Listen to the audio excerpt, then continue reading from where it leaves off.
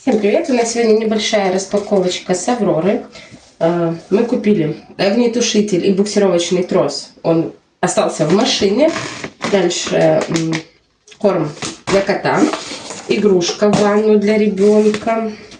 Потом вот такой вот удобный блокнот-планшет. Новые баночки появились.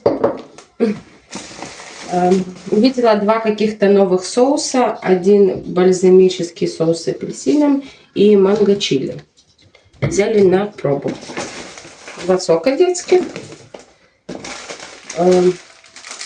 Взяла вермишель, но она рисовая, типа мивина рисовая. Мне просто интересно, что там за лапша лежит внутри. Потом 3 скатерти обычные. Это там для подвала. И все. И все.